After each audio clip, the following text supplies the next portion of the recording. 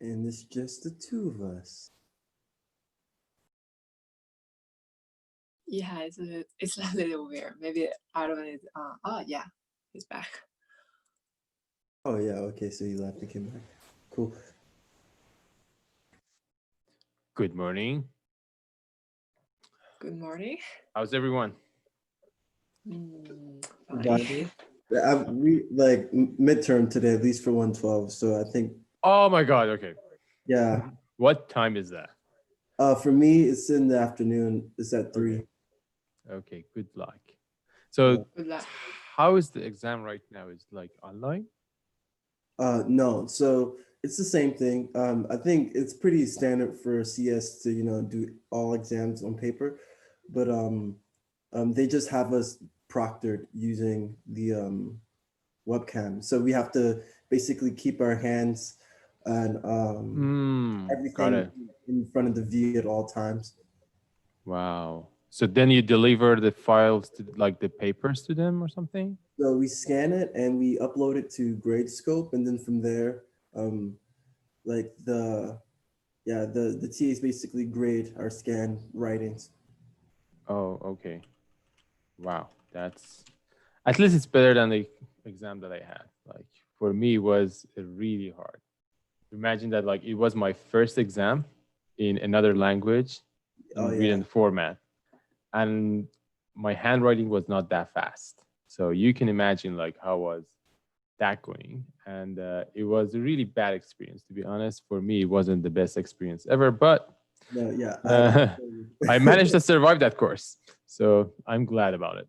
Okay, good. So today we are going to watch some videos as always, and after that we are going to work on something new, or we may continue working on that plasma color. It depends on the plans. Let's see. So let's first watch the video, which is a cool video. Let me just make sure that it is correctly put on. Yes. Okay. So the video is correct. Let me just share my screen with you guys. Okay, share screen. Okay, so if you get to your Miro page and have a look at this part of your Miro page, you'll see that we have a couple of cool stuff here. One cool stuff that we have here is this really interesting lamp, and that's robotically made. And we can actually go to this web page from these people and see what do they have on their website. So they are selling these things. So really cool, geometrically crazy lamps that are robotically made. And as you can see, they have this mold per se, and they are weaving the whole structure around it. And it is something that's really interesting to see, and it's really easy to make with the robot. Actually, if you watch this video, it's a really good example of how to make weaving with robots. How do they take the mold out? That's actually a good question. I think in that specific case, they were using, I need to double check. I forgot that one. But there are multiple ways of doing this. One way is to actually make a collapsible mold. Sometimes they are just burning the mold. And sometimes they are using inflatable molds. And in this specific case, they just slide it out. So we are going to make this one, which is really interesting to watch, and the process is mesmerizing. So let's see, what do we see in this picture? So in this picture, we see an ABB robot, probably 6600 family, and we also see a rotating table that's actually put on its side. So I think in this case, we call it an external axis that rotates freely. So the robot has an apparatus here that delivers the material here. And this rotating table actually rotates in synchronization with the robot in order to make it easier for the whole system to come up with this complex structure. And there are some extra videos here, but you see that the logic is pretty simple and straightforward. We have a robot that goes back and forth, and we have an external axis that rotates. Combining these two, it gives us this complex geometry and complex structure. So I need to get back to your question and see how they actually remove these molds from the middle. I think, like, I'm not sure, but I think one method is to use inflatable ones. But I think this mold that she's working on is not inflatable. So I need to double check and see how they do this. But it was really good question. So since we are not going to use that inflatable mold, we are going to use something else that we can actually use and work with. So imagine that we have a structure and we want to have these things around it, and how we can actually replicate the process that we saw in this video. Let me just show it again to you, because there were a couple of things that were really interesting about that video. If you look at the final product, do you see that it's more dense on one side and there is less density on one side? So this is something we are going to do today. We are going to make this whole structure, and then we will try to replicate these different properties and like density and other stuff in the workflow. Is that clear what we are going to do? Do we need to download some files? Of course you need. So you need to go to your Canvas page here and go to Rapid. No, Rapid is over. HAL. And then you should go to HAL class files, HAL 06. And over there you have only 2 files. I see so many files here, but you only have 2 files. So let me go back to a student view so you can see the same thing. So files, HAL, class files, and HAL 6, and these 2 files. So ITAR lab template, both robots, and ITAR lab templates weaving tool. So these are the files that you need. One is Grasshopper, one is Rhino. And from there, we are going to make that lamp. Okay, so let me make sure that I have the same file here. So file, new document. I'm going to download everything too. Okay, please download that file for me. And this one. Okay, so let me join the meeting with my iPad also, so I can put some comments and other stuff here. Okay.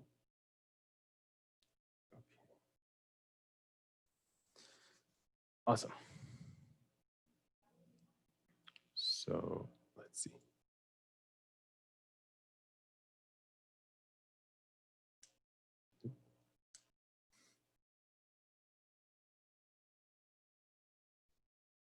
And the other one.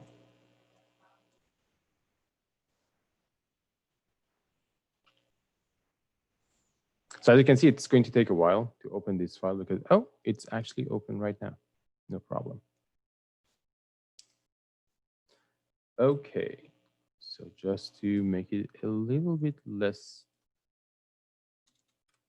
problematic, set one point maybe here and fit it here. Okay, so let me close all the things that we don't need here. We don't need this one, probably need this one, and quit. Okay, good. So you have the file, everything is ready, working, functional in one piece. As always, I forgot this part. So that makes everything a little bit bigger. Okay, now it seems that I have the right stuff. Okay, so let's see what do we have in this file. So if you remember from last session, I gave you a template file that had only one of these 2 robots. And oh my God, I hate this Zoom thing that actually interrupt everything. Okay, so from this file, if you remember from last week, we work with the 6640 robot, and we use this template to reproduce the robot that we have in the room. And then we had this part that was responsible for all the settings, the tool path, and simulation, or actually more, to be more specific, visualization. And it would integrate the track for the 6640. On that day I mentioned, you have another robot, and you have all seen this table next to it. The 4400 is actually connected to this MTD250 table that rotates with the robot if we program it. So while we had this external axis for the 6640, this table is considered as the external axis for the 4400. And it has a lot of potentials that we are going to enjoy some of them today, and it's going to be fun. So just for sake of clarity, I suggest you all to hide everything on this side, like all these hardware cutter and stuff should be hidden. We also have some template tools like this tool plate that we are using as a template, and also this creeper. They are all here. You don't need them if it's heavy for your computer, just hide them. But there's this weaving tool here that I suggest you to keep it here, because we are going to work with it a little bit further today. So as you can see, it has a spool and it has some extra pieces and a pipe here that actually let you deliver a strand or something like that at this point. So basically, we are going to assume that there is a piece of, there is a strand of yarn or any other material that we want to use, and some substantial amount of it is actually, rotated around here. It's available here, and then it goes here, here, and from here it goes all the way to the delivery area. And we have these two extra spools here in order to control the feed of the material. Sometimes when people working with these strands, they actually turn it around a couple of times here, and then another couple of times here, and then feed it to the pipe at the end to make everything more under control. If you want to see something cool about these like strand-based fabrication or weaving robotics, I strongly recommend you search for this really interesting researcher. Her name is Maria Yablonina, I guess. Yeah, that's the person. I think I have already shown you some of her work. She's the one who was making these weaving robots. And she had a presentation yesterday in Acadia about a bunch of robots that could move around a framework like this and automatically weave a really, really complex structure. You should definitely watch her work. She's also on the board of Acadia this year, I think. And I think a couple of years ago, she had a lecture here at Carnegie in the Studio for Creative Inquiry with Madeline Gannon. So definitely, she's one of the people you can have a look and get inspired by her work. So after the class, it might be a good idea to watch her keynote yesterday. So if you're not registered for Acadia and you haven't watched any of their videos, I think that was something you missed. You should definitely go around and have a look. So it's 2020 Acadia. And the yes. keynotes are on YouTube. Yeah, like it says there. So yes, definitely you can watch all of them, and some of them are really good. And this year, everything is online, everything is accessible for you. So definitely spend a couple of hours in the next week to watch some of these. Okay, so this is a tool that we are going to use. And this is the robot that we are going to use. So I'm going to just briefly explain what's going on here. So just like what we saw in the last session, we have this part of the code that basically has a robot creator component. And we use that robot creator. Let me just hide everything else so they're not going to interrupt us. So just like the other one that we saw on Tuesday, this robot is exported from, I think, Robot Studio, then defined using this component called a robot creator to make a custom robot for ourselves, which is exactly what we have in the lab. And the part that's different is this. This is the Rotatory table creator that basically creates this rotating table for us, and we can integrate it to the robotic IK solver. So there are some properties here that we are not going to change. So we will keep these as they are. And just like the track, we don't change anything here. Then when we go to the IK solver, you will see that there are some changes here that help this whole system to figure out how to rotate this table alongside our robot. That's the part that takes care of this part. So basically, this component here, table position solver, solves the problem with the table. So basically, imagine that you have the robot here and you have an object on this table. Okay, so if the robot tries to reach out to this side of the object, it just comes here and touch it. If you want to touch the other side of the object, the robot needs to go all the way from here to here. Alternatively, when we are using a rotating table, instead of the robot moves around, the robot just actually stays in its place and the object rotates so the robot can touch it. So this component, table position solver, basically let the object rotate instead of letting the robot move around to reach out to that target. So basically, if you remember in that video, we saw that the robot was not going back and forth to reach out to any of the targets. The robot was always staying here on the top. It was just going back and forth, left and right. You see that? The robot doesn't turn around to go below this pipe. It always stays on the top and just go back and forth, left and right. But since the whole pipe was rotating like this, the robot could actually reach out to all the sections of this pipe. So that rotary table solver is basically help us to automate that process of rotating the whole system in order to keep the robot in the correct position. So there are a couple of extra things here that I'm going to explain when we arrive at. But for example, it reads the table, it reads a method, and if you hold your mouse here, it says one of the methods is actually work in progress, so we don't touch this part. It asks for the tool path. There's something mysterious here called direction. I will discuss it. And then we have the linked geometry. They are all things that we are going to discuss later on. But basically, just like the way we had that track solver, we have this table position solver, and we are going to use it. And there's a Python code here at the end. This Python code is something I added because we are under assumption this system is not working correctly. And the problem is this table position solver only rotates the table between 0 and 360 degrees, which means that this table only rotates for one round.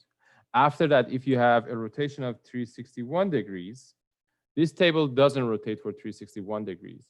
It goes all the way back for 359 degrees and calls it a day. But this Python code actually tries to solve that problem and keep this system rotating. So this is something we added as an extra option. Maybe later on when these people updating this code, it's going to be solved. But otherwise, that's the way it is. And if you're asking yourself, like, how many degrees this table can rotate, like, you know, that this joint, for example, only rotates between -20 and +120. This thing here rotates for, I don't know, like -3000 degrees or something. That's the one that we tested. But theoretically, it can rotate freely all the way as much as it wants.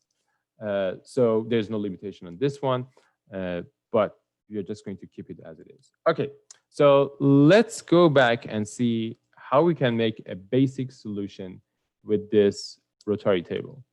Okay, so first of all, we need to define our tool. And if in your template file, you will see that the tool is already defined.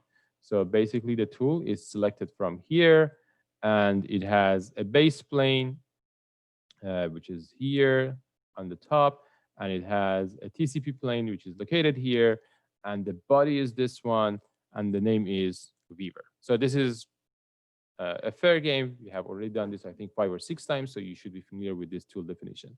But since the geometry of this tool is a little bit heavy, it takes around 0.2 seconds to process this tool.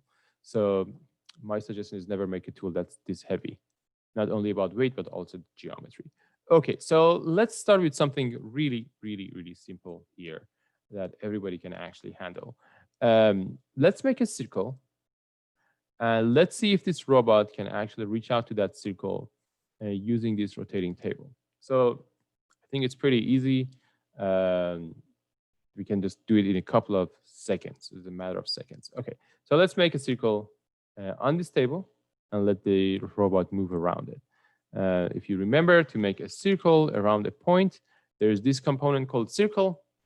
The name says everything. You click on that one. It asks you about the center of this circle that you want to draw, as well as the radius of it. So I want to make a circle around this specific point that's located at the center of this rotating table. So I right click on this one, set one point, and I'll select that one. And I connect it here. You'll see that there is a circle over there, but it's like 1 millimeter or something, which is really small. So let's make it like 200 millimeters as its radius. And it's getting too big, but it's fine. So here. Actually, it's not fine. Let's make it smaller. Good. So we have 150 millimeters as the radius. And now we can actually divide it into a bunch of targets. As you remember, we can divide a curve and we can divide it into 10 sections. It's fine. 10, yeah, we will have 11 targets. Yep, 10 targets. Good for us. And we can put XY planes all around it on all the targets, and we can fit it to the targets. Okay, so we have all these targets, and the toolpath creator is here, and it can do the job for us. Let's see what will happen when we try to reach out to these targets. So I'm going to make a group with this one to just keep them in. Okay. Changing the color slightly. Oh, it goes underneath that one. Okay, so we have these targets. We can come back here to our mode switch to have a look at our targets.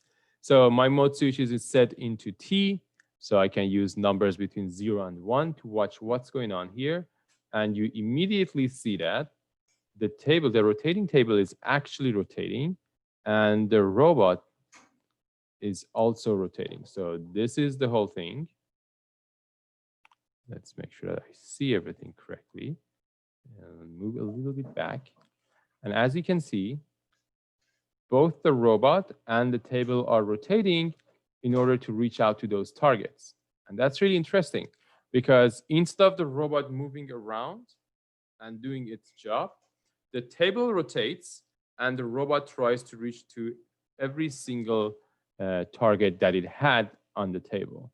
And it's pretty easy, straightforward, no problem for the robot. The only problem is that since all the targets were like XY planes, when this table rotates, all those targets are also rotating. So the robot also needs to rotate its end effector to match them. But it's really hard to see what's going on here. Like, yeah, I see these things, but the problem is that when I'm moving between these targets, this whole structure of the original targets are staying in the same place, and I cannot visually check everything. So there is one option for us to take care of it. Maybe it's going to be a little bit easier to understand if we have some visual clues to see what's going on. And that visual clue is something here called linked geometry. So I can, for example, grab all these planes plus this circle. So I'm going to merge them. So the circle plus all these planes, and as you can see, they are here. I'm just hiding them to make sure that they are not interrupting my view. So I'm just grabbing them, and I will bring them all into this linked geometry. And I hide this original one again. Oh, it converts everything into BREFs. So I need to do something extra to make it more visible for you. Let me make a bunch of lines at those points. That would be a better choice. So I'm going to make a bunch of lines here, maybe.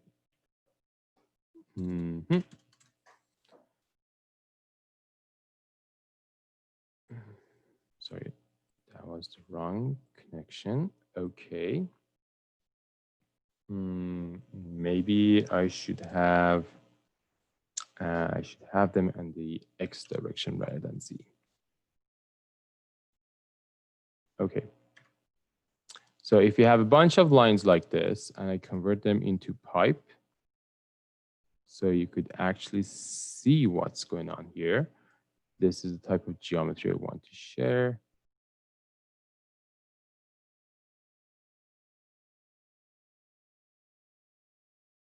Much better. So I'll get back to explain what was happening there. So originally when I started everything, you see that those targets that are starting from these points, they are all rotating and the table rotates around and those targets rotating around and the robot also rotates around to reach out to those targets. So there is this visualization tool that help us to see exactly what's going on. To be honest, I can also connect this circle here so you will see exactly what's happening. So if this is the circle with all those lines around it, when I'm rotating this rotating table, everything rotates with it. You see that? All the targets are moving around so the robot can actually correctly reach out to them.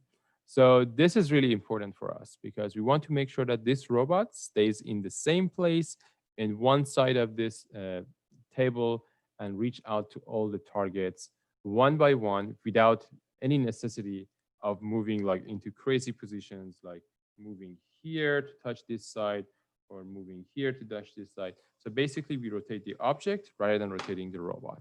And this is the basic idea for this rotating table. There's one extra option here that actually help us set up where we want to have our robot touching these objects. And it's not the most convenient way of watching it, but basically you can change this direction providing a vector to see that, okay, I know that I want to keep my robot somewhere here, but can I keep it, for example, here and always let it touch on this side? Or can I let the robot always reach out the table from this side? Or can I let the robot reach out to the table always from this side? We can decide about that one using this vector that defines the direction. And it is really important. If you get back to that video that we saw earlier, you see that in this case, they always kept the robot on top. Like the robot always reaches out to this table from the top. Sometimes, for example, you want to make sure that your robot always reach out to this whole system from the bottom, or you may have some sort of like a specific tool that you always want to make sure that the robot actually reaches out to the table from a specific angle. And that's the way we are doing it. In this case, for the sake of clarity and easiness of the whole workflow, they define the robot to always reach out to this, rotary apparatus from the top. And that's it for this workflow. In our case, we usually, since we have this robot on the left side of the rotary table, we usually define this vector in a way that the robot reaches out to the table from this side. And you can set that number by playing with this vector component. Is that clear? Seems clear. Okay, so since that's clear, I'll give you 5 minutes or a little bit more, and you go ahead and make a spiral like this on this table, and then let the robot weave around that one. Okay, so let me just make it a little bit bigger so I can draw something for you here. So what I'm going to ask you, what I'm asking you is to define a curve like this, which is a helix, and let the robot move up and down on this helix. Go ahead. I'm going to give you 5 minutes, and then I will be back, and I will ask one of you to show us how to do this. So your 5 minutes started now.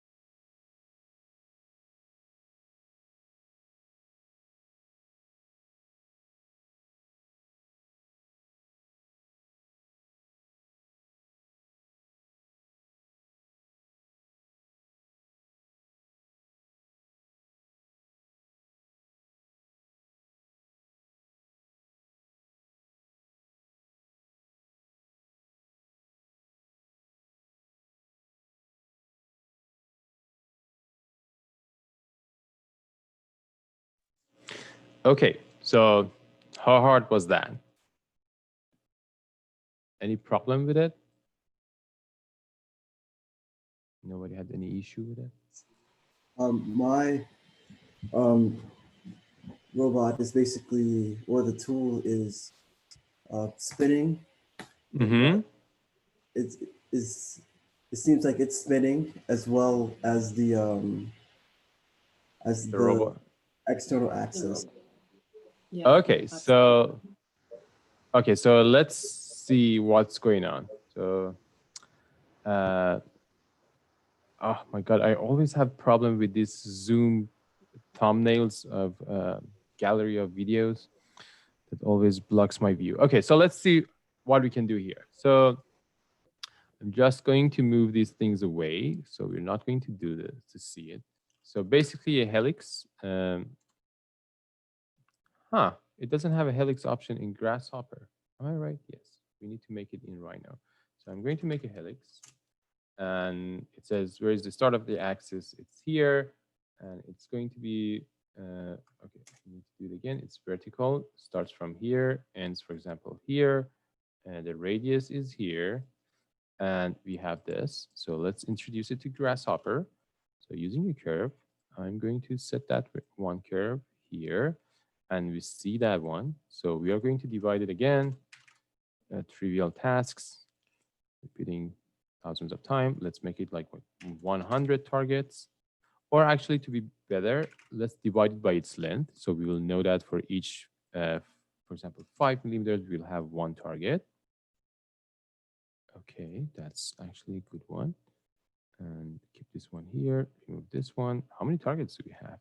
Oh, 500 is too much. Let's make it this one. Okay. And we can put one XY plane at each one. So we will get exactly what's going on. Put the targets here. And as always, I'm flattening everything to make sure it's working correctly. Now, we can always use this pipe command to make sure that we have something to see at the end of the day. Oh, not here. We need to connect the pipe into the curve. The reason I'm using a component pipe is the fact that that geometry display component only reads breps, and we want to make sure that you're not fitting it with a curve. So, okay, all these. So this is the helix that I have. This is the pipe I made out of it. And I'm going to fit it here to the geometry, link geometry. Now, when I'm playing with it, it's actually showing what's going on. Let me just hide this curve so it's not going to interrupt with our view. I'm also hiding the original pipe. Now we see this representation of the pipe, and we also see the robot staying in the same place while the whole system rotates around. Okay. Is it cool? Do you think if it's going to work, is exactly what we are looking for? Can anybody spot the problem here? Excuse me, like where do you feed the pipe to? Kind of miss it. No, I think that part is correct. No. I mean, where do you feed your pipe? I just didn't follow the. Oh, Yeah. okay. So basically, the pipe goes to the linked geometry in the table position solver. Okay. You see it? Yeah. And again, as always, make sure that it's flattened because it's really important to be flattened. Okay. Any other suspicious thing in this file? Anything that you think is source of problem? What was that again? The joint turns red. Is it joint 4? Yes, the actually joint 6 6 is moving a lot, and that's not good. So let me just, okay. So I need to just reduce the size of my helix. Right now the helix is getting too high. Okay, so let me hide it again. So basically, this is the helix. I actually reduced its dimension. Maybe I have made a mistake. Okay, so let me just reduce the scale of that helix because it's going too high and the robot cannot reach out to all those targets. So let me just reduce its height. Okay, so I just scale it down. So it's not going to make a problem for the robot. But look at joint 6 and see what's going on. You see that? Joint 6 rotates for, let's see, so 0, 180, 360, way more, 720 degrees. So joint number 6 in this workflow rotated for an unacceptable amount of degrees, and that's simply not going to work. So something is wrong here, and we need to figure out what's wrong. So if I get back here and look at all these planes that I made here, so let's reduce the numbers. So like we have right now too many of them. So let's make this 50 and okay. So here are the targets. And as you can see, they are all facing outward. Like, do you see that? They are all facing in one direction. So instead of, so as you can see, all these planes are like this. And this is a serious issue for this robot. So when all the targets are in this direction, specific fixed direction, which is the direction of XY plane, and then we rotate this whole table, it means that all these targets are also rotating with each other. So every time the robot actually needs to rotate to match itself with these targets. But if we could find a way, if we could simply find a way to make sure that all of our targets are like this, facing outward of this circle, that would be something we could handle. Okay, so right now, the problem is this. All of our targets are facing the same direction. Okay, so as you can see, all of them are facing towards the XY plane. Okay, when this whole system rotates, these targets are also rotating like this. And the robot that tries to reach out to them needs to also rotate with them. Okay, that's the problem. But if we could find a way to make sure that all these targets, let me just hide it, this part again so you wouldn't see it. But if you could find a way to have all these targets in different directions, that would solve our problem. So right now we have these fixed directions, which all of them facing this way. What if we could make all these planes like this, like this, and like this, and like this? So now you see that all the targets are perpendicular to this circle or this helix. So when this whole system rotates, they are always going to be rotated towards the robot. This is something we need to do in order to solve this freely rotating problem with this robot. Okay, I'm going to do it a little bit simpler here. Maybe it's a good idea to do it first on 2D and then we can move into 3D. So imagine that you have a circle. For example, let's have a circle here. Is it? Maybe on this table. So I'm going to make a circle at the corner of this table because it's easy to make a circle here. So I'm going to make a circle at this point that we have over there. So set one point, select this one. Okay, so let's go for like 150 millimeters as the radius. Good, we have a circle here. Right now, if I divide this circle into, for example, 10 parts, and I put XY planes in it, you see that all these XY planes are parallel to the original XY plane of the coordination system. All of them are following the same right-hand rule. X, Y, and Z. Okay, so you can actually have a look at this corner and you'll see that it's matching this one. Somehow, we want to make a series of planes on this circle that at each point, they are exactly matching the circle. Like here, and like here, and like here. Okay, we just want to do this.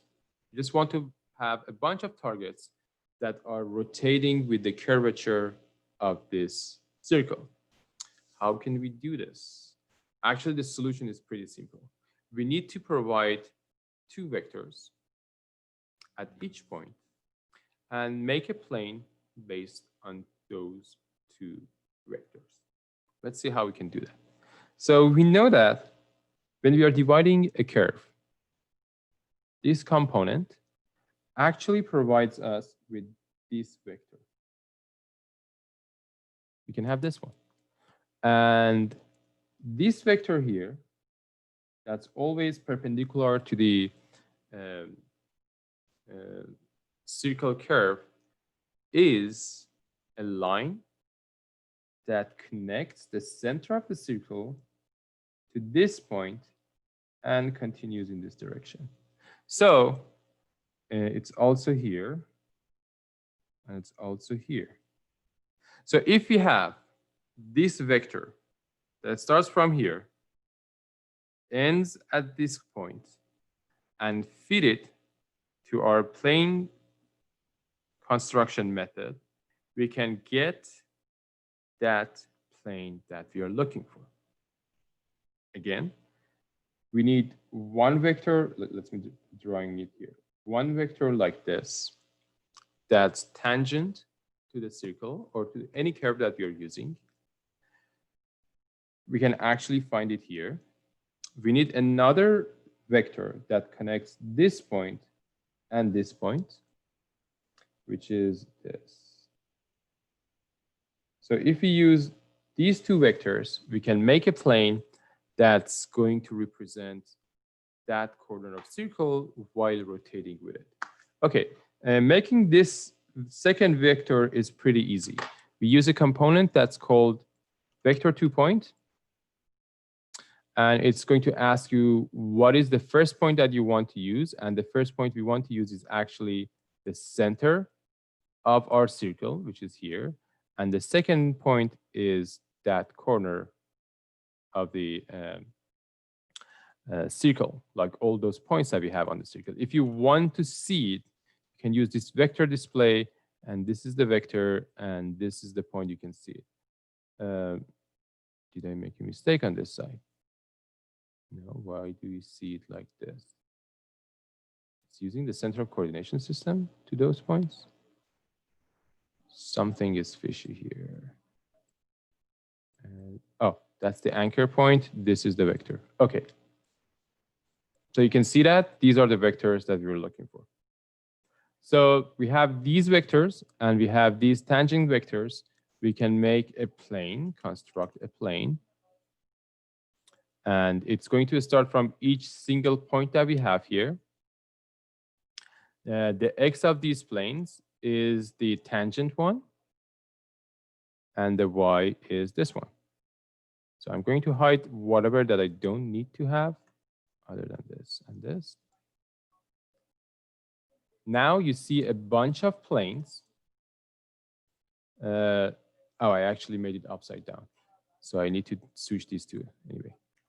So basically we have a bunch of planes that are all perpendicular to the circle that we have. So this is the circle. And go ahead. Would it be a problem if we switch X and Y direction?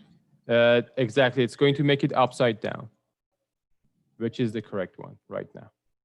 So right now, the normal of these planes is actually facing upward, which is the direction of choice for HAL. So now, if we use this method and use this circle, let me just put this circle on this table. So instead of that point, I'm going to use that point at the center, set one point here. So we have these planes as the targets. So I'm just going to group them, bring them as the targets.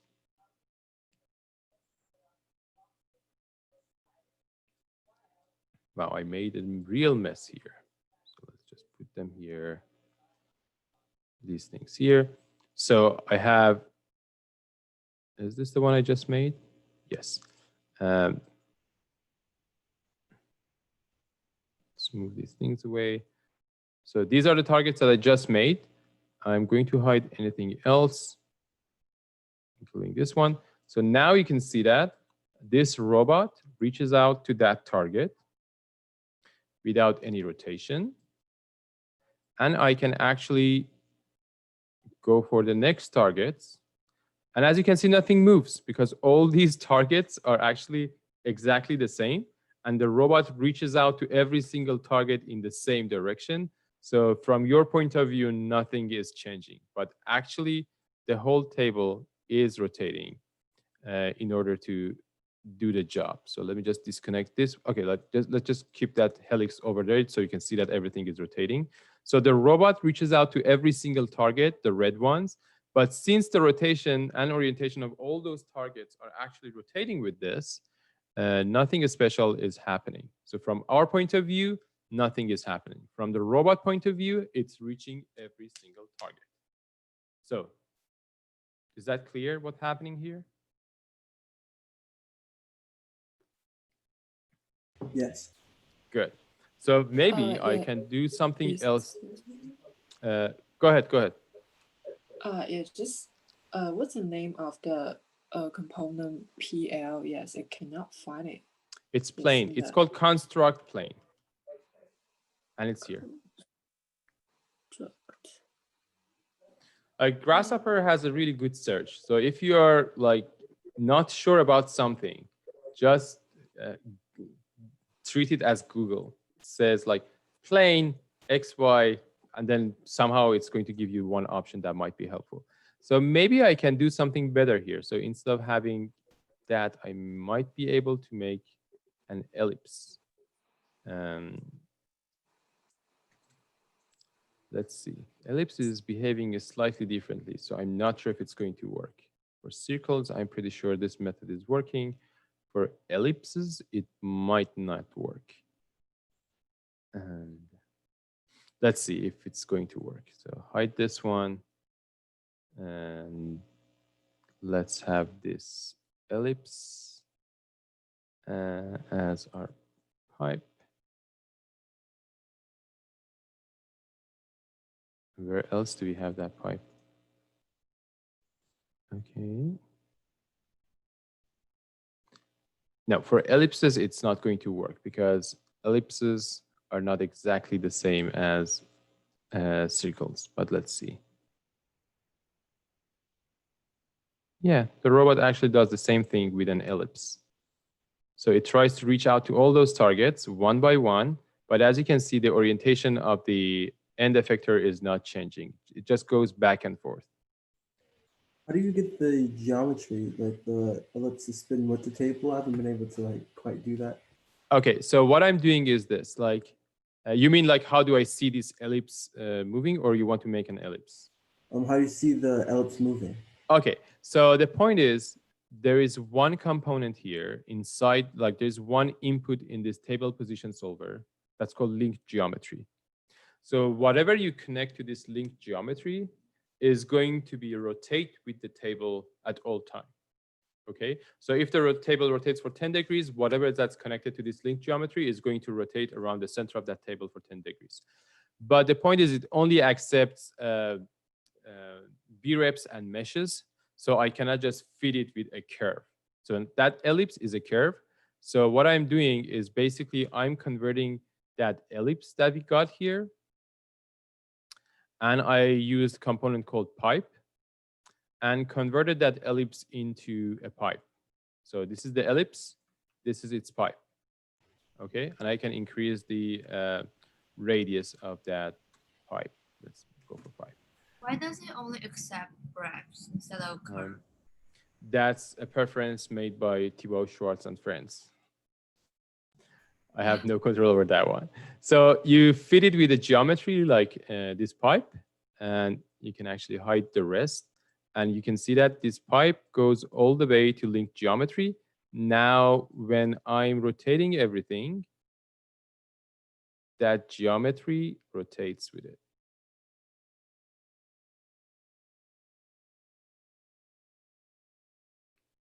So everything is clear right now? So far we discussed two major things. First, how we define targets that are always facing in one direction, even when the rotary table is rotating. The other thing that we discussed was how to actually take care of this visualization for us. Okay, so we learned these two tricks.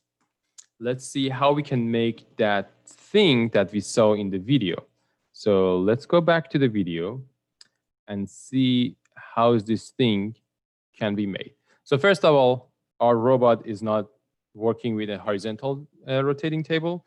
So we need to somehow convert these things from its horizontal status into something vertical.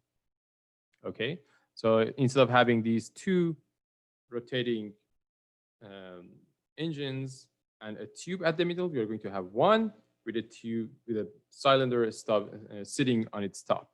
So what we are going to do is to actually make something vertical, and we are going to let our robot to reach out to it from one side. I think it's pretty simple to make something like that helix that we just made, something like this.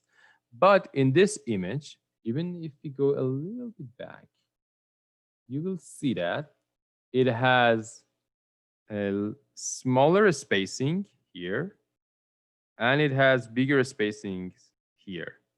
And there is a gradual flow between here. For example, this is like 50 centimeters, this is 60, this is 70, maybe this is 75, and maybe this is 80. You see that the distances between them are changing. So there might be some trick to do here. And if you look more carefully all the way to the end, you will see that this distance is going to be reiterated, and it's going to happen a lot. So more density in this side, you can see that it's super dense on the left side here, and it is less dense here, and again, it's dense on this side. So we need to somehow replicate this pattern using a method that's available in Grasshopper. And let's see how we can do that. Any guess? Like, do you have any idea how we can do it in Grasshopper? How we can make this geometry in Grasshopper in such a nice way that we saw it earlier? Anyone has any experience with like advanced modeling in Grasshopper? No, but I just have a question. Go ahead. A robot doing additive or subtractive work? That's additive. That one was additive. Oh, okay. Okay, I see. I see. So it wasn't scrapping that piece of cylinder. It was either applying something like a paste, or it was applying something like a strand or fiberglass or whatever. So in our scenario, we are going to assume that we have a cylinder at the middle, and we want to make that structure around it. Okay, so let's start doing that part. I'm going to hide whatever that I don't need here, and I'm going to clean up my file because we had so many of them here. Or maybe better than deleting is just to move them somewhere that we are not going to see for now. Okay, these things here,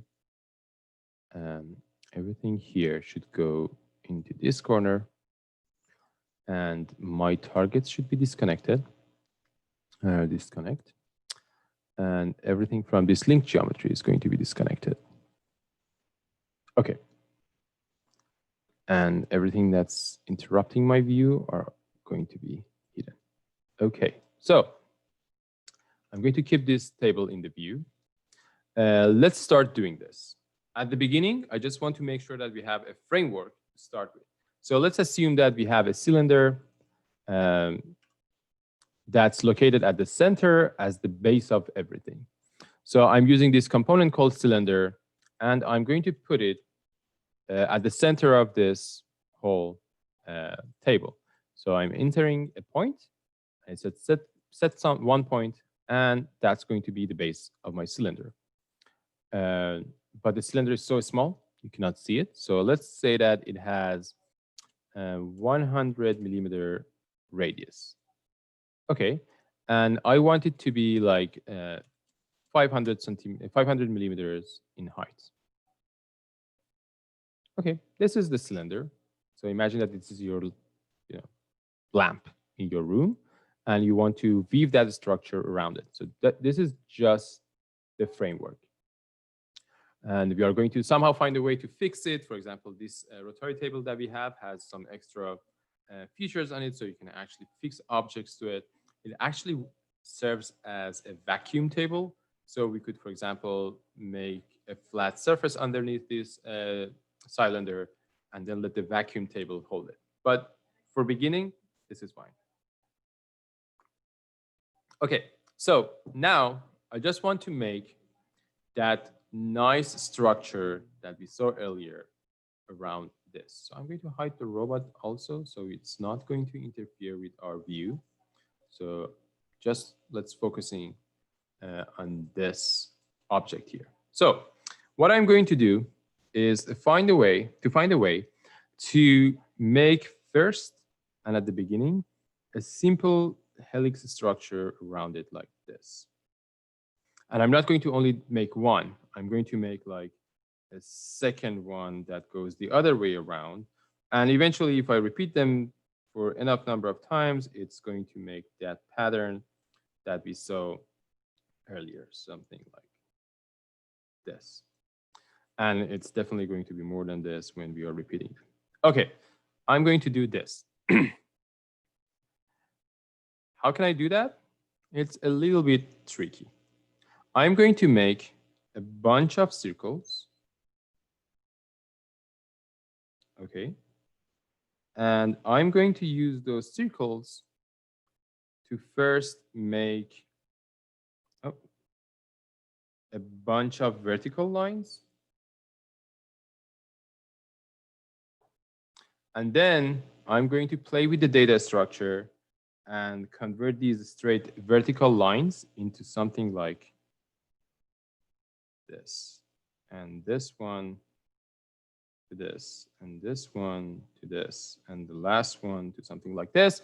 And all the way it's going to make the whole thing for me. So this is the basic plan. I'm going to break it down one by one. We are going to run it.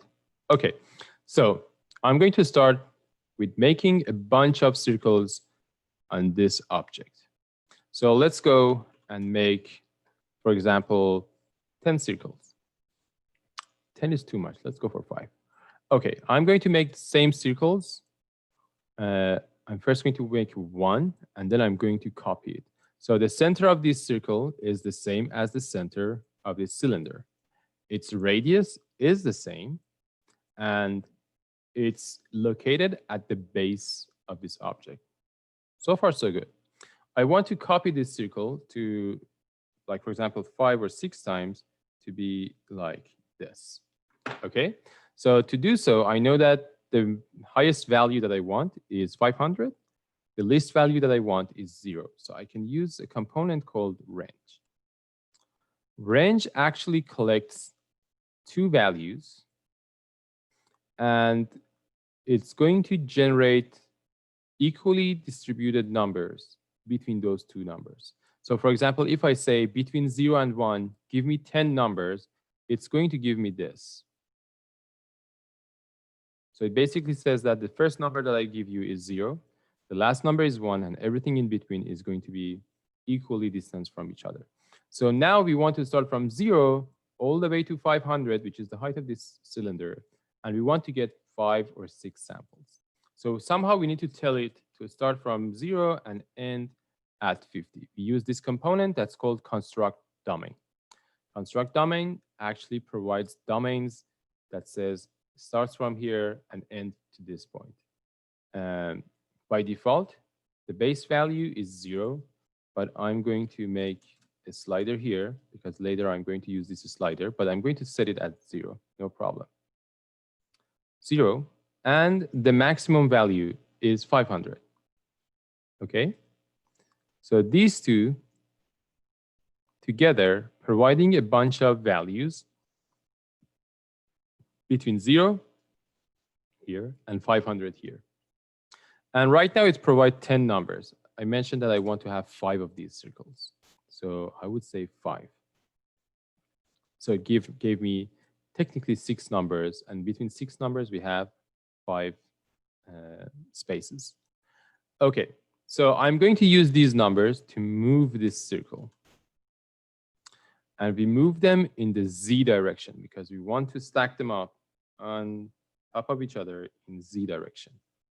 So I'm going to enter this one here, and you immediately see that it's making 6 vectors, starting from 0, 0, 0, going all the way to 0, 0, 500. I connect this to T for the move, and once I do this, it's going to move these circles, or to be more specific, copy these circles in a vertical manner.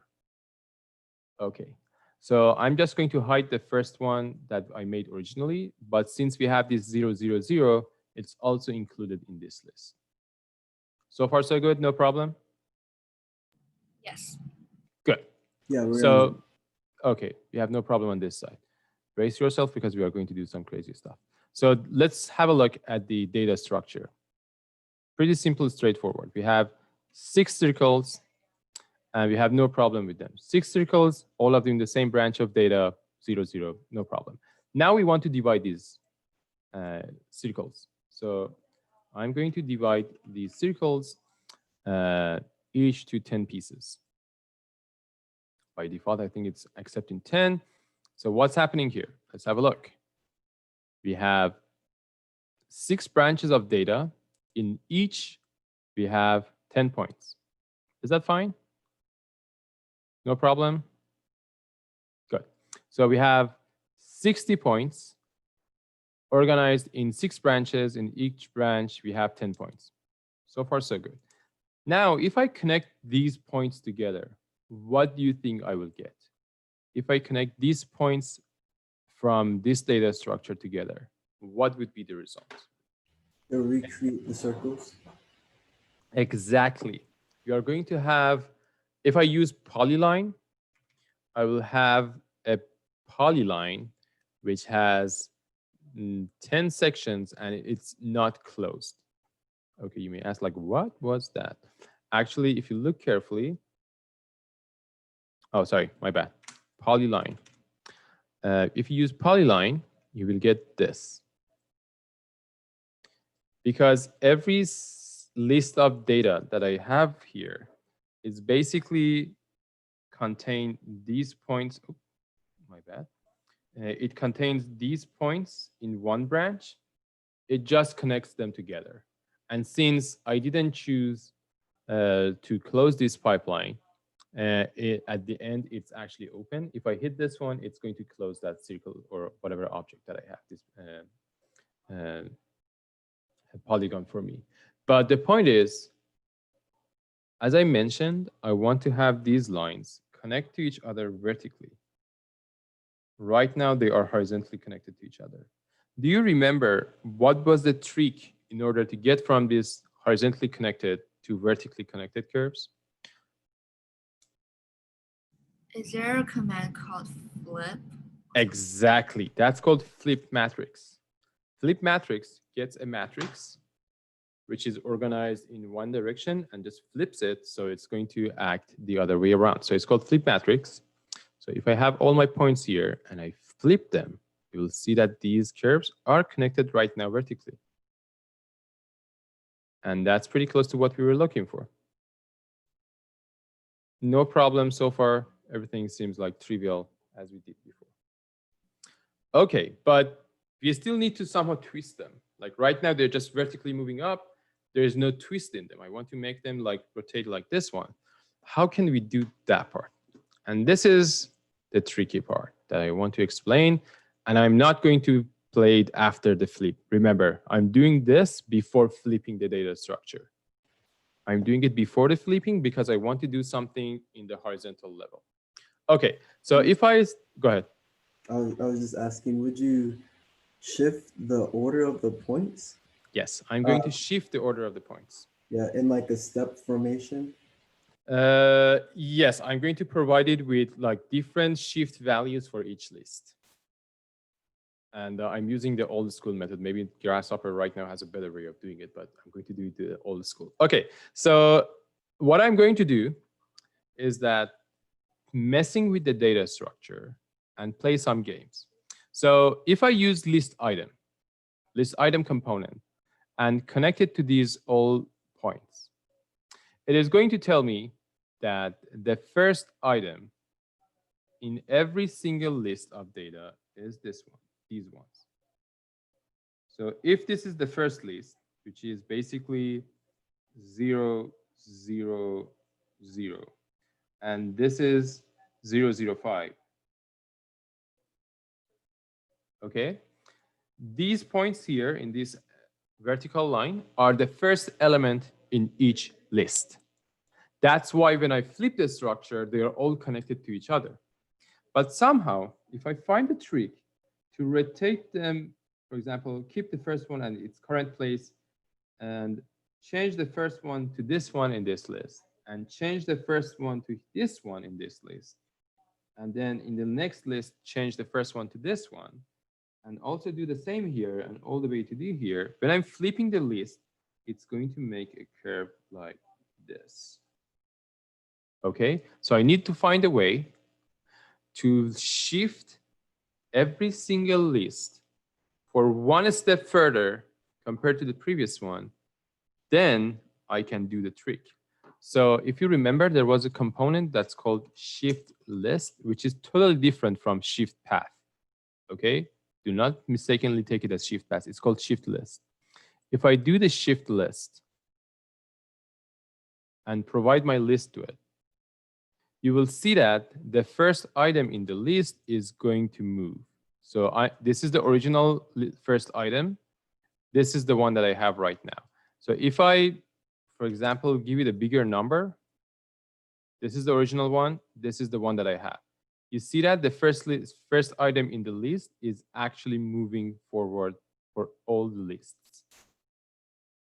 The problem is that if I shift all the lists with the same amount, nothing is going to happen because all the first ones are going to be shifted for one, all the second ones are going to be shifted for one, and then when I'm flipping it, it's still making this vertical structure.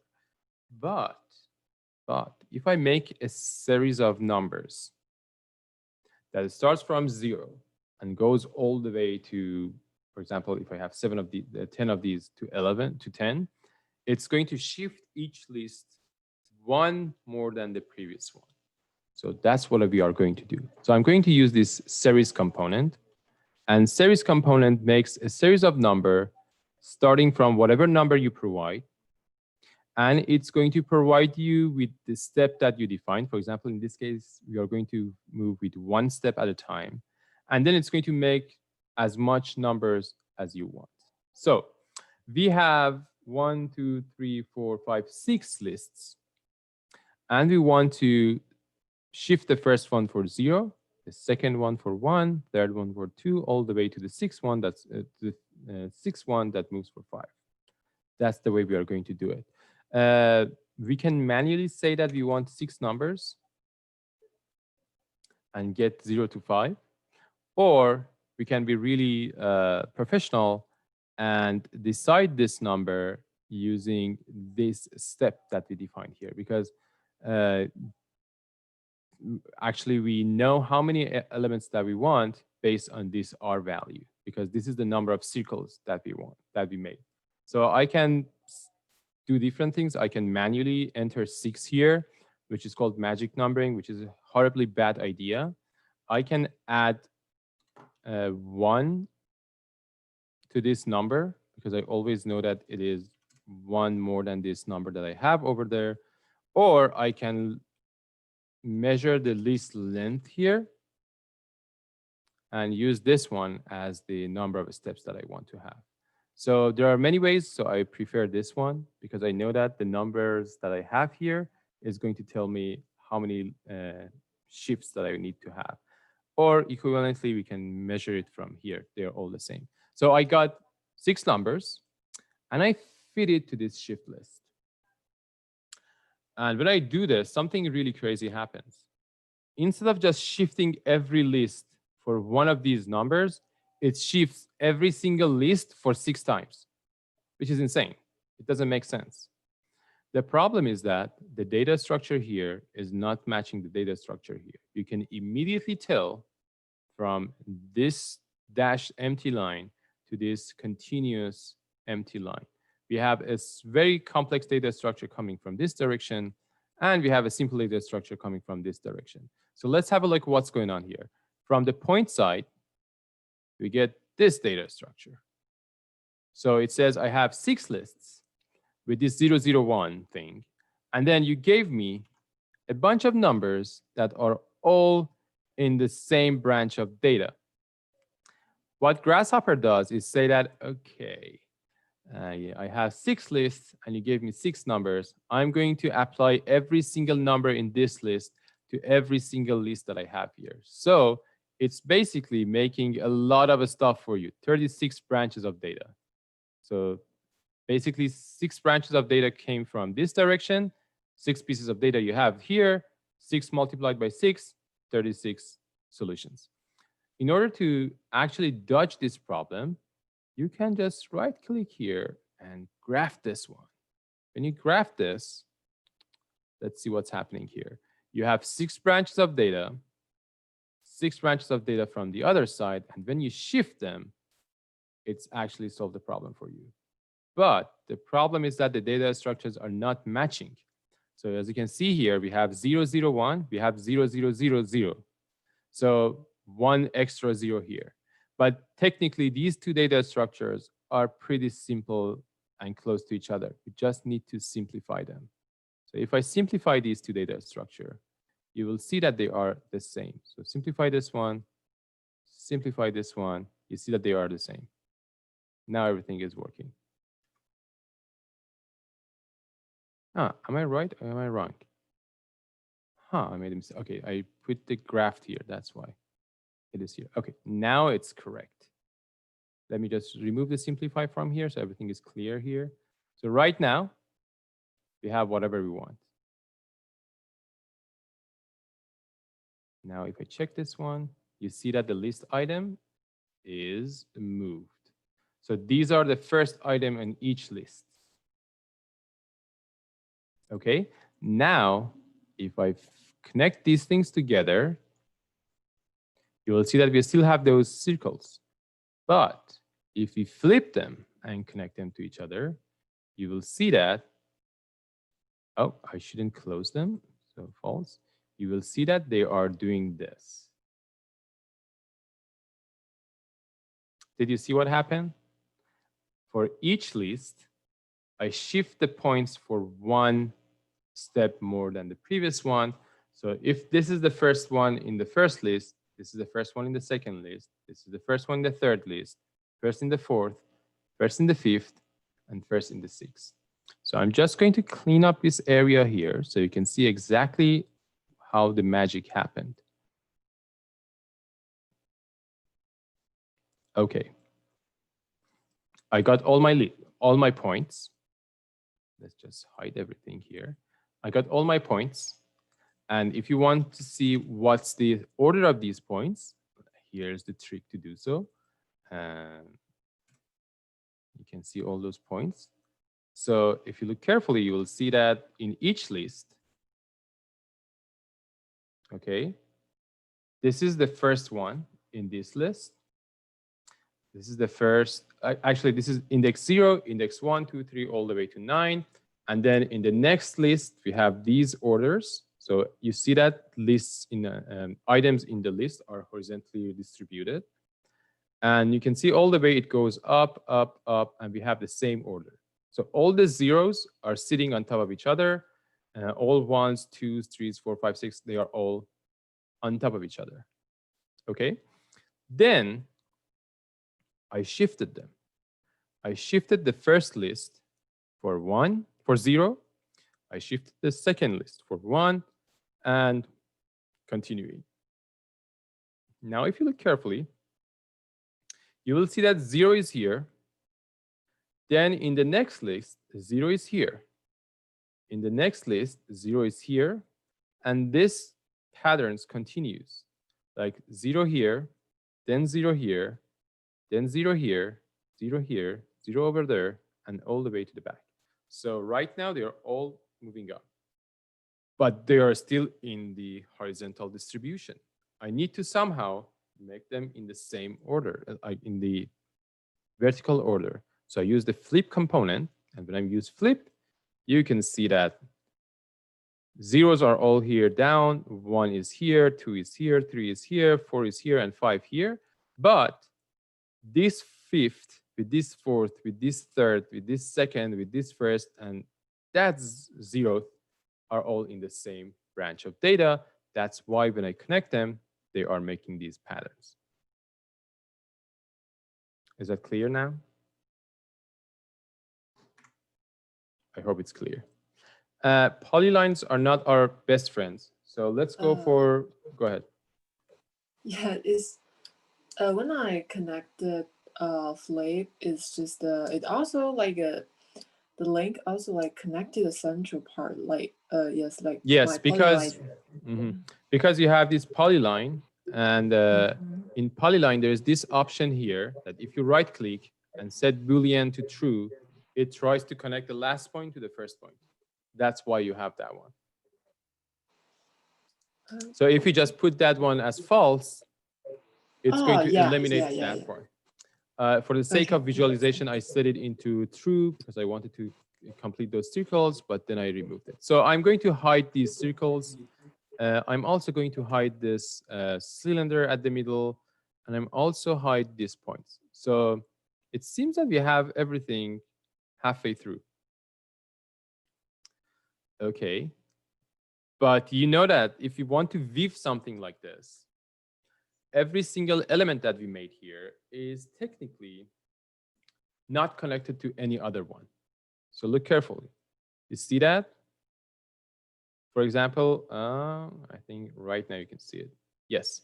So as you can see, this one here is actually connected to no other line. And if you look carefully from different angles, you will see that none of these are actually connected to the other ones. So they're not woven together. They are like a bunch of individual lines that are completely disconnected from the rest of them. We need to find a way to actually add another set of curves to actually go the opposite direction and, for example, connect them together like this. So instead of having all the curves like these, you're going to have a bunch of curves like this that are intertwined. So the easy way to do this is to just do a basic trick. And that trick is not that hard. So I'm going to keep everything here together and make a group out of them. So let's call these things the counterclockwise wave. So all these are, if I look from the top, you see that they are all counterclockwise rotation. What if you have another one that actually rotates the other way around and just connect these things together? That's actually possible to do. We just need to do some really clever trick. Let's see. I'm not sure if this method that I'm going to use is going to work, but let's see if I can do it. So what I'm going to do is to basically say that right now, we shifted all the list like this.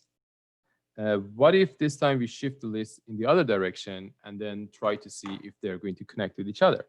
So I'm going to keep these things the same. Okay. And for the sake of the method that I'm going to use, I'm going to move this graph from here and make it a simple component by itself. So this graph here, I'm going to remove it. I'm going to put it here, and then I'm going to fit it here. So instead of having right-click graphed here, I'm just making one component that does the job for me. Okay, so I'm going to do the same thing. I'm going to do the graph here. But before doing the graph, I'm going to reverse my list. Reverse list is basically grabbing a list that starts from the 0, 1, 2, 3, 4, and make it 4, 3, 2, 1, 0. I'm going to do that. As soon as I do so, you will realize that we get a new bunch of curves that are exactly moving the opposite direction. And now if you look carefully, you will see that they are all connected. So the first set of curves are the red ones that we have, that we made previously. And then I reversed these numbers. So instead of shifting by 0, 1, 2, 3, I shifted them for 5, 4, 3, 2, 1. And this whole structure is now made. Is that clear what's happening here? So instead of rotating like this time I rotated them like this, the other way around. And the problem is solved. We have one series of points, that curves that are moving in this direction, the other one are moving in the other direction. And if you look carefully, they are all connected to each other and making a valid woven structure that's like this. They're all connected to each other. Good? When I add the reverse list, it's complaining. What's it's complaining? It's It's probably not the list you're reversing. Yeah, can you share your screen for a sec? oh yeah. See what's the, oh, okay, I need to give you the permission to do so.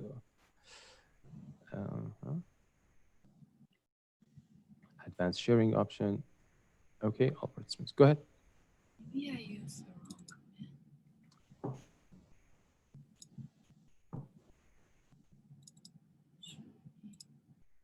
So can you see my screen? Yes, I can see that one. Okay, so let's see. Oh, you used another reverse. Double click and say reverse list. That's reverse vector. Oh. Yeah. Reverse list. Oh, Yep. Okay, that was a quick fix. Now it works. Good. The point is, if we use that reverse after graph, it's not going to work. Because let's have a look here. So we have this series, which is starting from 0 all the way to 5. When I'm reversing it, let's see what will happen. It goes 5, 4, 3, 2, 1, 0. It's exactly reversed. Now let's see what's happening here. We have this grafted thing, okay? If we reverse this list, this grafted list, let's see what will happen. I'm grabbing this grafted list and try to reverse it. Nothing happens because this reverse thing is only working inside each list. So look here, this list only has one element inside of it. So the first element and last elements are 0. If you reverse this list, it's still 0. This one is also 1. If you reverse it, it's still 1. So remember, reverse doesn't reverse the order of branches. Reverse only changes the order of elements in the branch. And that's why we first reverse the list and then we apply graft. Okay, it's really important to remember this point. Okay, so we have these two curves, two sets of curves. Visually, we have the basic elements of this lamp. We still need to do some extra work. And I actually left this part for towards the end because this is a little bit like extra and I wanted to make sure that we have enough time before getting into that part. Now, if you look carefully, you will realize that all of our points are distributed equally. So you can see that the distance between these two layers are exactly the same, like compared to the other ones. So let me just bring up, and okay. So you see that the distance between these is actually equal to distance between these and this and this and this. So if this is L, this is L, this is L, this is L. But if you remember from the previous image that I showed you from that video, for example, this one would be a little bit shorter. For example, if this one could be like L divided by 4, this one should be L divided by 3, this one is L, again, L by 3, and this one should be L divided by 4. So right now we don't have any variation in the vertical direction, and somehow we need to create it. Okay, actually, if you want to have that effect, we should start from earlier. Actually, we should start from here when we made all those circles. You see that these circles are actually the exact dividers of these points that we have. Somehow, we need to find a way to make the distribution of these curves a little bit different. So for example, we could have more curves here, less curves at the middle, and more curves at the bottom. Okay, this way we could have that fancy workflow of like these curves. Okay, how we can do that part? To be honest, it's pretty easy and straightforward. I'm going to explain it to you in a bit. So in order to do so, we are going to just skip this part for a minute. So this part that we made this domain and everything, we're just going to get rid of them for a second. Okay. What we are going to do is to make a range between 0 and 1. And we are going to keep the number, for example, like 10. So I'm going to make a bunch of numbers between 0 and 1, starting from 0 to 1, 11 points. Okay. If you remember previously, we did the same thing, but between 0 and 500, and they were equally distributed.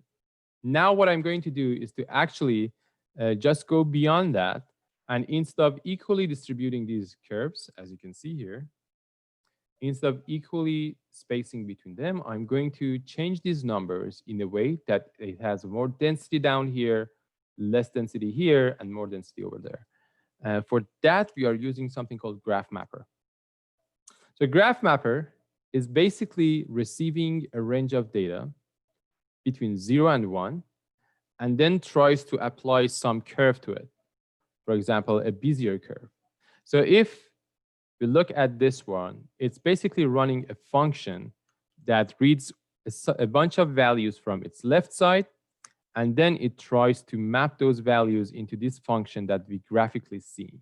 So if this function is completely 45 degrees, it means that whatever x you provide, it's going to provide you exactly with the same y value. So this is the input, this is the output.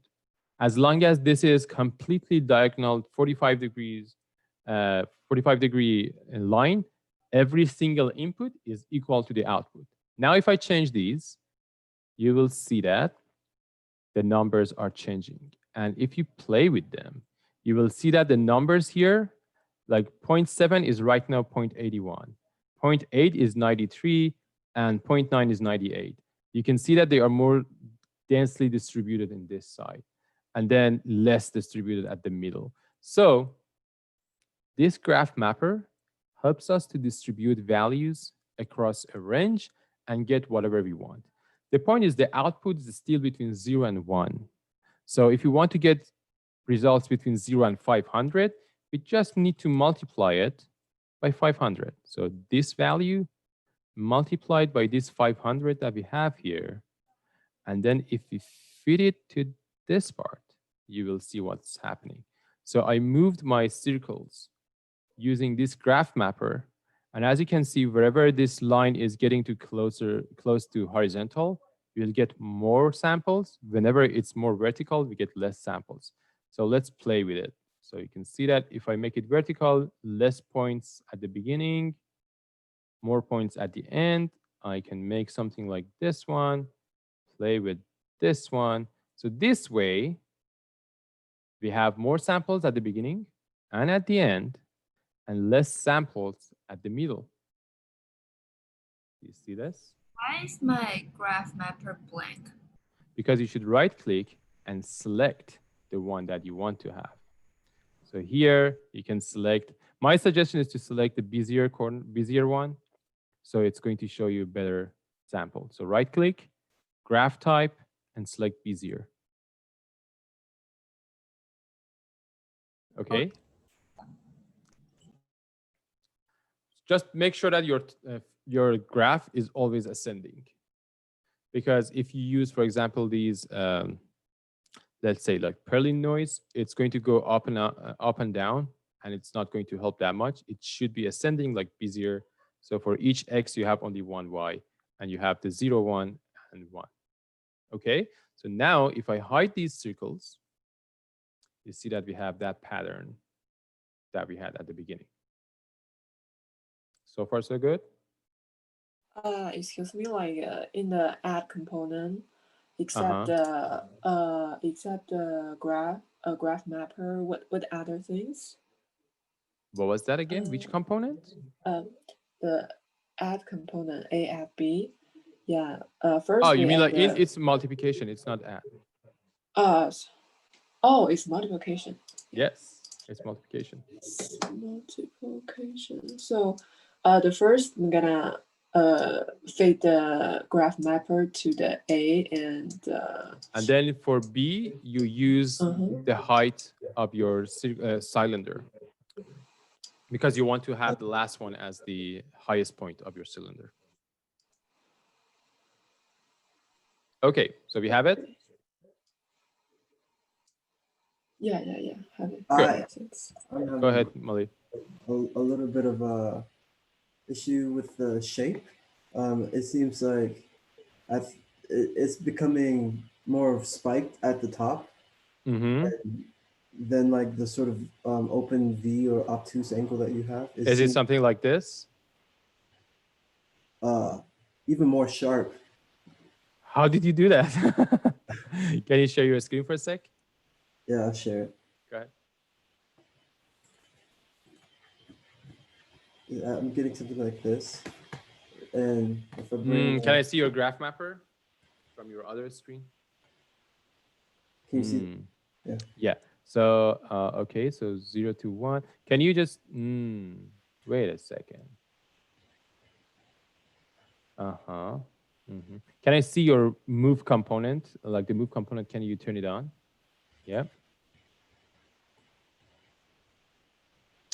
Oh, do you know what happened?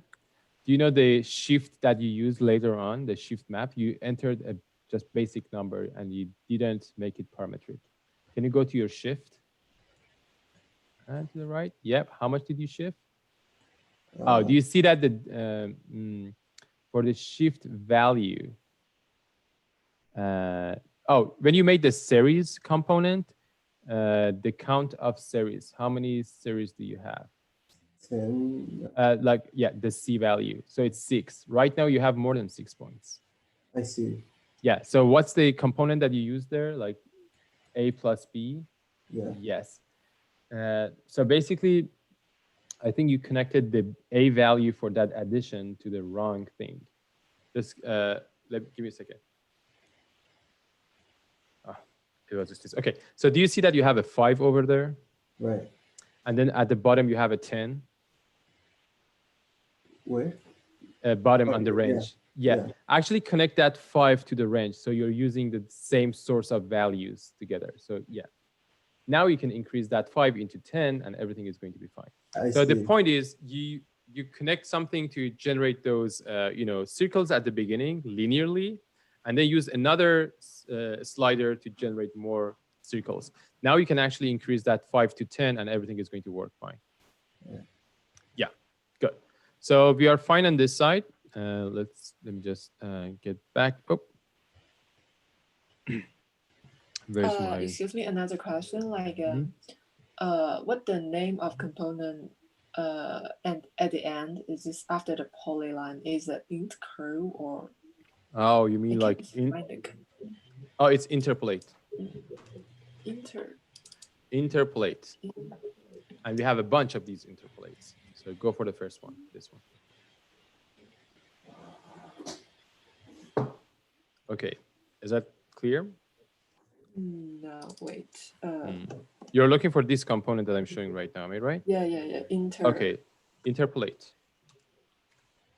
And we have like 4 of them. You should select the first one, which is basically create. Okay, yeah, fine. Okay, now we are going to do the magic that's happening here. So right now we have a bunch of curves, and if we just if we divide these curves, just a spoiler alert, be careful, don't do it right now. Do not repeat what I'm doing right now because your computer may actually get into trouble. So I'm going to first save my file.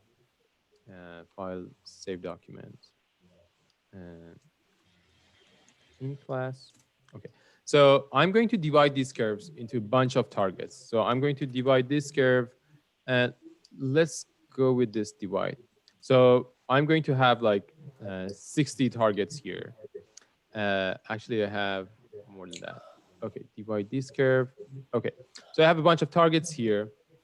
The problem that if I put XY planes on them, we are going to have the same problem of rotating, and then the robot tries to make the 6 joints really crazy moving. And also the order doesn't work that well. So I'm doing a trick that works in this specific case, and hopefully it's going to work later on also.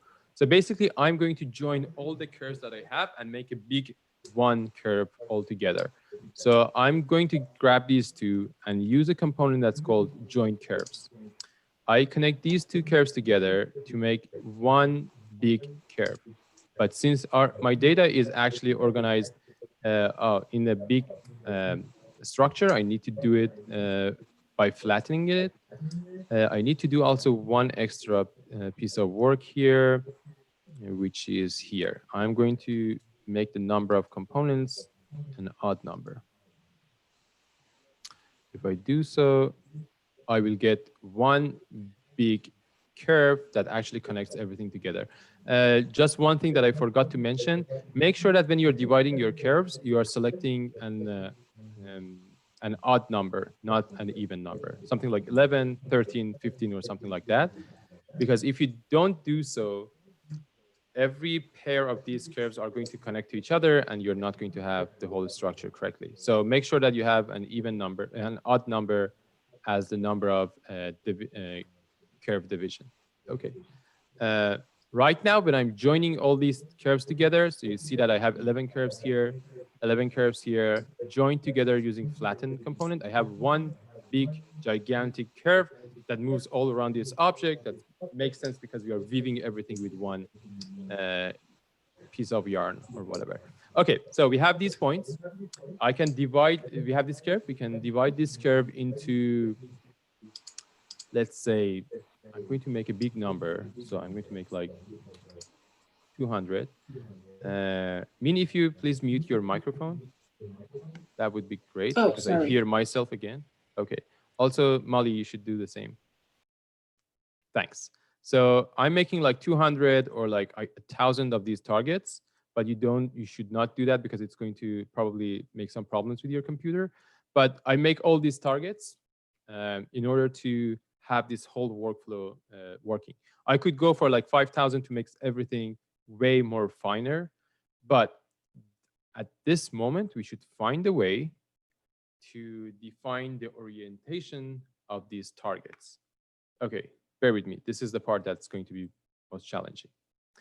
Do you remember that for the circle, we just did this? We knew that there's a center point for that circle. And then if we have this point here, we could draw a line between these two and call it a day. So basically, we should do the same thing here. And this is really critical to do this in a nice way. So in a cylinder, we don't have a center point. We have a center line, okay, which is here. Okay, so we need to find a way to get the vector that starts from somewhere on this point and goes, for example, to this point and gives us a directional point, a direction for the vector that we want to have. So this is actually pretty easy to do. What I'm going to do is to draw this curve, this line at the middle. So our friend is called SDL. SDL draws a line from a point in a specific direction with a specific length. So it starts from this point here. We already have this point from the beginning of our code. So this is the starting point. The direction is Z, and the length is actually 500. But for the sake of safety, I'm going to set it as 600. So this is the central curve that you see. I hope you see it. Okay, this is the central line. There is a component called closest point to curve. You can just say CP, and it tells you what's the closest point from a specific point to a specific curve. So this is the curve, and this is the point. Okay? So basically, the same number of points that we have here, like in this case, I have 1,000 points around this, and then I have 1,000 points on this central line that are representing the closest point from the line at the middle to those targets on the area, on the surface of this cylinder.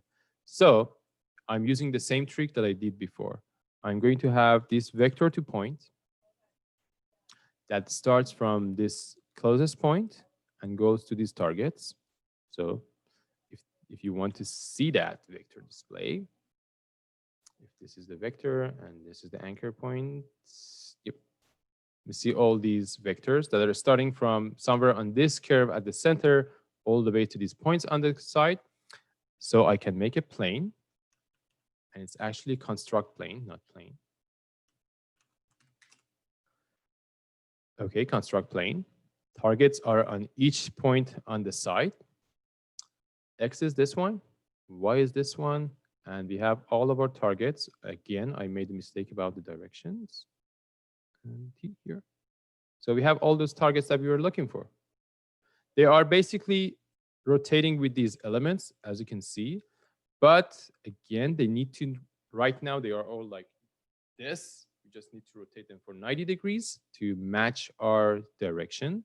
So I'm going to rotate them around, let's see which one. We want to rotate them, right, they are like this. So really hard to put my fingers around this one. So we need to rotate them around their Y for 90 degrees. So I'm going to rotate them for 90 degrees. So again, SDL, starting, direction, and rotate.